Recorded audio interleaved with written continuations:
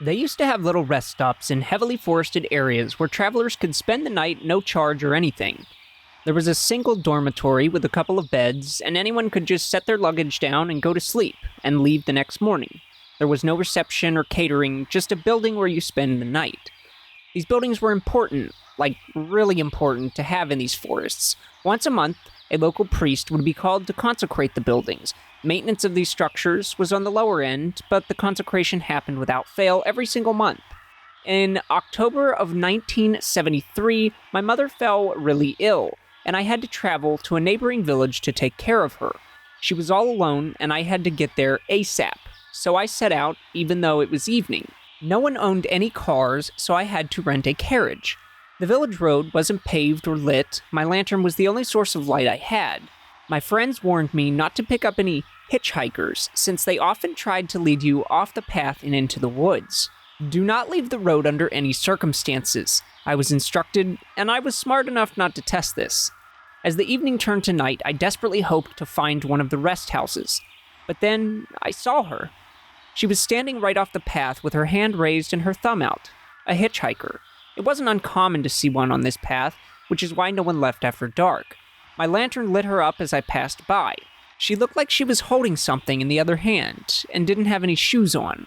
I tried to avoid eye contact and held my breath as I passed her by. She tried to walk towards my carriage. I couldn't see her face, but her movements told me she was desperate. I didn't stop, and forced my horses into a brisk trot. She didn't give chase, and I thanked God I didn't have to go faster. Accidentally losing a wheel due to this stony road, and being stranded here was not something I wanted. Finally, after what seemed like hours, I saw a rest house. Good. Great, I can spend the night safely, I thought. It was dilapidated and empty. I tethered my horses to the shed area and entered. God, this place smelt. I left my luggage in the carriage and made my way to one of the beds, placing my lantern beside it. I refilled its oil and locked the door. It was big and had a heavy wooden latch, for good reason. I lay down and tried to sleep, but then I saw her again. She was pacing outside.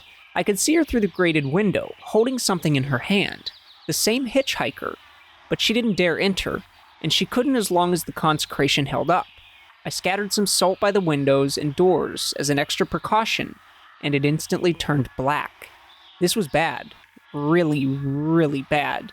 I moved away from the windows and stood absolutely still while the hitchhiker paced outside, her bare feet creating muted thuds on the soil. I looked around the room, and then I noticed it. There were cracks on the walls, and the entire place reeked. But the worst part was that the Latin incantations were absent. This wasn't a rest house. No, they'd never risk it. This was a duplicate, created to lure and trap idiots like me who wouldn't bother paying close attention. I rushed towards the shed. It was interconnected to the structure by design. This place was structurally the same as a rest house, but it wasn't. My horses weren't there. And then I saw her face. She had a child in her arms, and she looked just like my mother. I knew in that moment that my mother had passed. This wasn't a hitchhiker. Mother had been trying to warn me since I first saw her on the path.